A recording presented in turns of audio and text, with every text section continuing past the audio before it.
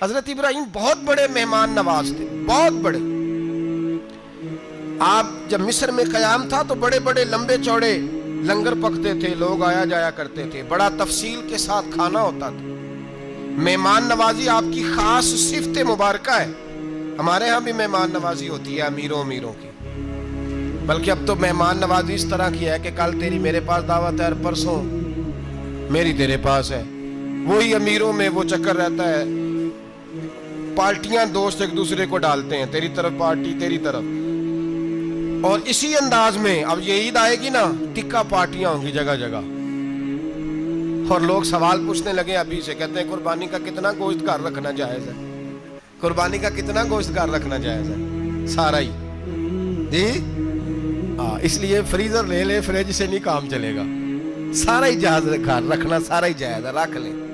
او خدا کے بندے، قربانی وہ بندہ دیتا ہے جو سارا سال ہی گوشت کھاتا ہے، صحیح کہہ رہا ہوں؟ قربانی صاحب نصاب صاحب استطاعت بندہ دیتا ہے نا، تو وہ سارا سال ہی گوشت، تو سارا گھر میں رکھنا بھی جائز ہے، لیکن سارا دے دینا بھی، تو جو آ رہی ہے اس پہ کیوں توجہ کرتے ہو؟ جو دوسرا جائز ہے اس پہ کیوں نہیں عمل کرتے؟ سارا تقسیم کر دیں، بات ختم ہوئی۔ یقین کریں، محرم میں جا کے دوست ٹیلی فون کر کے سوال پوچھتے ہیں، کہتے ہیں صاحب سنا ہے قربانی کا گوشت محرم میں کھانا جائز نہیں۔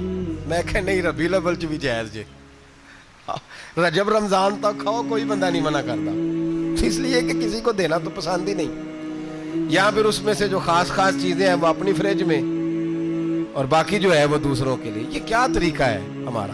اور اسی پہ عمل ہے۔ اللہ تبارک و تعالی ہمیں سمجھنے کی توفیق عطا فرمائے۔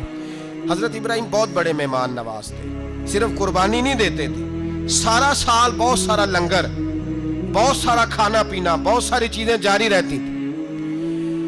اور جتنے غریب لوگ تھے فلسطین کے، ان کو پتا تھا کہ حضرت ابراہیم علیہ السلام کا لنگر جاری ہے۔ فلسطین میں جب آپ کا قیام تھا، ایک دفعہ ڈھیروں مہمان آ گئے اور کھانے کو کوئی چیز نہیں۔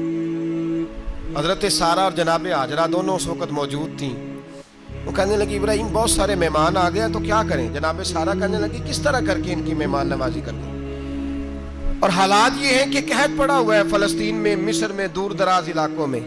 تو حضرت ابراہیم کہنے لگے یہ اللہ کے مہمان ہیں اور ہمیں رب کریم کا بندہ سمجھ کے آ گئے، اللہ ہی بندوبست کرے گا۔ فرمانے لگے میرا مصر میں ایک دوست ہے، وہ قحط کے دنوں میں غلہ جمع کر لیتا ہے، میں اس کی طرف پیغام بھیجتا ہوں، مجھے امید ہے وہاں سے غلہ ملے گا۔ 2 3 5 اونٹ والے غلام بلائے اور ان کو کہا کہ جاؤ غلہ لے آؤ مصر کے دوست سے۔ وہ لوگ کہتے ہیں ہم غلہ لینے گئے، وہاں جب پہنچے تو حضرت ابراہیم خلیل اللہ علیہ السلام کا پیغام دیا تو آپ کا وہ دوست کہنے لگا غلہ تو بے شمار تھا، مجھے خبر نہیں تھی کہ حضرت ابراہیم کا پیغام آئے گا، تو میں تو سارا تقسیم کر چکا ہوں، لوگ لے گئے، اب تو کوئی شے نہیں۔ اب وہ خالی آ گئے، 5 کے 5 اونٹ۔ جب خالی آئے تو حضرت ابراہیم کی حویلی کی دیواریں چھوٹی چھوٹی تھیں، ان غلاموں میں سے، خادموں میں سے، آپ کے ان چاہنے والوں میں سے ایک کہنے لگا یار وہ غریب تو انتظار کر رہے ہوں گے کہ غلہ لینے گئے ہیں، ہمیں روٹی ملے گی۔ چھوٹی چھوٹی دیواریں ہیں، وہ جب دیکھیں گے نا خالی آ گئے تو انہیں تکلیف ہوگی، اس طرح کرو بوریوں میں ریت بھر لیتے ہیں، ریت بھر کے لے جاتے ہیں، بعد میں اندر رکھ کے انہیں سمجھا بہلا لیں گے، یا حضرت ابراہیم کو بتائیں گے، وہ خود ہی ان لوگوں کی دلجوئی فرمائیں گے۔ اب غلہ کی جگہ ریت بھر کے اونٹوں پہ رکھ کے لائی گئی، لا کے بوریاں جب رکھ دی گئیں، حضرت ابراہیم علیہ السلام دوپہر کے وقت آرام فرما رہے تھے۔ بی بی سارہ اٹھی، کہتی ہیں جب میں نے دیکھا نا کہ بوریاں پہنچ گئی ہیں تو گئی، غلام کو ساتھ لیا اور اس کو جب کھولا نا تو کہتی ہے اتنی حسین گندم میں نے پہلے کبھی دیکھی نہیں تھی، اتنا پیارا دانہ میں نے کبھی ملاحظہ ہی نہیں کیا تھا۔ فرماتی ہیں جب اس کو پیس کر چکی میں روٹیاں پکائیں تو خوشبو دور دور تک پھیل گئی، اعلیٰ غذا بنی، بڑے بڑے کھانے بیویوں نے مل کے پکائے، چن دیے گئے۔ حضرت ابراہیم اٹھے تو لوگ کھانا کھا رہے، سجدہ شکر ادا کیا، اور جب سجدے میں گئے تو وحی آنے لگی، پھر رونے لگے۔ جب پلٹ کر باہر تشریف لائے تو جناب سارہ کہنے لگی ابراہیم تمہارا مصری یار بڑا اچھا ہے، اس نے اتنی اعلیٰ گندم بھیجی ہے کہ اتنی تو میں نے پیاری گندم کبھی دیکھی نہیں۔ جناب ابراہیم مسکرائے، فرمانے لگی سارہ یہ مصری یار نے نہیں بھیجی، یہ میرے عرشی یار نے بھیجی ہے، یہ میرے عرشی یار نے بھیجی ہے۔ بھائی مہمان نوازی مزاج تھا، लुटा देना मिजाज था, दूसरों की अश्कशोई मिजाज था। हजरत इब्राहीम अलैहिस्सलाम का तरीका है कुर्बानी, हुजूर ने उनका तरीका बयान किया। अगर साल के बाद कुर्बानी देना उनका तरीका है तो सारा साल गरीबों को रोटी देना भी हजरत इब्राहीम का तरीका है। सारा साल गरीब की नौकरी करना यह भी हजरत इब्राहीम का तरीका है। भूखे को खाना खिलाना यह भी मेरे मुस्तफ़ा करीम सैयद आलम सल्लल्लाहु अलैहि वसल्लम से सहाबा ने पूछा, हुजूर बेहतरीन मुसलमान कौन है? बेहतरीन मुसलमान तो हुजूर ने फरमाया जो सलाम लेने में पहल करे और गरीब को रोटी खिलाने में सबसे अच्छा हो, वो बेहतरीन मुसलमान है, जबरदस्त मुसलमान। हमारे यहाँ दावतें होती हैं तो अमीरों की, इफ्तारियां हैं तो अमीरों की, और मेरे मुस्तफ़ा करीम अलैहिस्सलाम ने फरमाया बदतरीन दावत है जिसमें अमीर बुलाए जाए गरीब ना बुलाए जाए। वो बदतरीन दावत हजरत इब्राहीम का तरीका रहा, सारी जिंदगी मेहमान नवाजी। और दूसरा उनका मिजाज था, अल्लाह से प्यार हो गया था ना।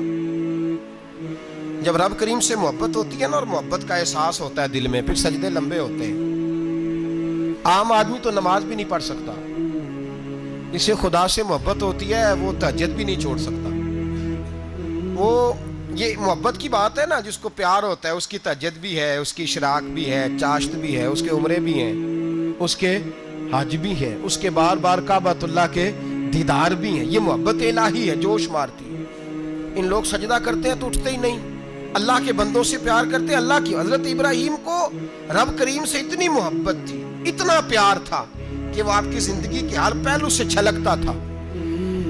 एक वक्त ऐसा आया कि अल्लाह ताला ने हजरत इब्राहीम को बहुत ज्यादा माल अता फरमाया। इतने ऊंट गिने नहीं जाते, गायें इतनी ज्यादा के शुमार नहीं होती, बकरे बकरियां इतनी ज्यादा के शुमार, बहुत ज्यादा माल अल्लाह ने अता फरमाया। और अभी कुछ अरसा पहले आप पीछे जाए ना तो जो लफ्ज़ माल था वो रुपए पे तो बोला ही नहीं जाता था, वो जानवरों पे बोला जाता था। बहुत ज्यादा माल अल्लाह ने दिया, बकरियां, गायें, ऊंट, बैल, बड़ा कुछ। तो रब करीम ने फरिश्तों से फरमाया कि वत्तखज़ल्लाहु इब्राहीम खलीला, इब्राहीम मेरा दोस्त है। तो फरिश्ते कहने लगे या अल्लाह जिसे इतना कुछ दिया जाए उसने दोस्त तो बनना ही होता है, तो नवाजा ही बड़ा है, इतना माल, इतने खेत खलियान, इतना कुछ। अल्लाह करीम ने फरमाया जाओ आजमाइश कर लो, इम्तिहान ले लो। फरिश्ता इम्तिहान लेने पहुंच गया। हजरत इब्राहीम के जानवर चर रहे हैं चरागाह में, हजरत इब्राहीम भी हैं, गुलाम भी हैं, बहुत बड़ा रेवड़ है, आप तशरीफ फरमाएं। एक फरिश्ता आया तो खेत में छुप के बैठ गया और बुलंद आवाज से कहने लगा सुबहान अल्लाह वल्हम्दुलिल्लाह वला इलाहा इल्लल्लाह वल्लाह। ये तस्बीह बड़ी पसंद है, महबूब ने इनकी फजीलत बयान की।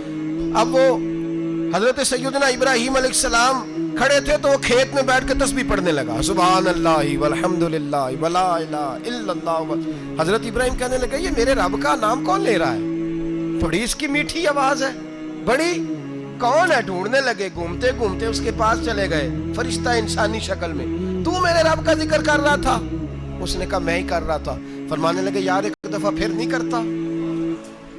तो कहने लगा इब्राहीम पहले तो मैं अपनी मर्जी से कर रहा था, तू कहता है तो पैसे लगेंगे, पैसे हैं तो कर देता हूं। हजरत इब्राहीम कहने लगे बोल तू क्या लेगा, मेरे अल्लाह का जिक्र सुनाने का क्या लेगा? कहने लगा जितनी बकरियां आप चरा रहे हैं सारी दे दे तो मैं अल्लाह का जिक्र सुना देता हूं। आपने फरमाया बस जा तेरी सारी हुई, मेरे रब का जिक्र सुना। और फिर शुरू हो गया सुबहान अल्लाह अल्हम्दुलिल्लाह वला इलाहा इल्लल्लाह वल्लाहु अकबर। हजरत इब्राहीम अलैहिस्सलाम कैफ में, यार फिर जरा सुना, ना इल्मा विच फसा सानू, तू यार दी गल सुना सानू, जरा दोबारा सुना। फिर सुनाया, एक दफा फिर कहा। फरिश्ता कहने लगा बस जी आपके पैसे पूरे हो गए। हजरत इब्राहीम कहने लगे चल एक दफा और सुनाओ। कहने लगा पैसे लगेंगे, तो क्या लेगा? कहने लगा गायें भैंसें सारी मेरी। फरमाया बस यार इतनी कीमत, तू सुना सही, सारा कुछ ही तेरा। फिर शुरू हो गया सुभान अल्लाह वल्हम्दुलिल्लाह वला इलाहा इल्लल्लाह वल्लाहु अकबर। गायें दे दी, भैंसें दे दी, वो जिक्र सुनाता है। हजरत इब्राहीम कभी मचलते हैं, कभी रोते हैं, कभी आहें भरते हैं, तू मेरे रब का नाम ले रहा है, जरा फिर से ले। कैफ जारी है। कहने लगा बस भाई। हजरत इब्राहीम फरमाने लगे तू और ले ले जो लेना है, मुझे जिक्र सुना। उसने कहा इब्राहीम बकरियां मैं ले चुका, गाय भैंसे मैं ले चुका, ऊंट रह गए, सारे ले लूंगा फिर जिक्र सुनाऊंगा। फरमाया जा तेरा हुआ तू जिक्र सुनाता रहे, मैं देता हूं। दे दिया, कुछ देर जिक्र किया तो अब खामोश हो गया। حضرت ابراہیم خلیل اللہ علیہ السلام فرمانے لگے ذکر سنا، کہنے لگا ابراہیم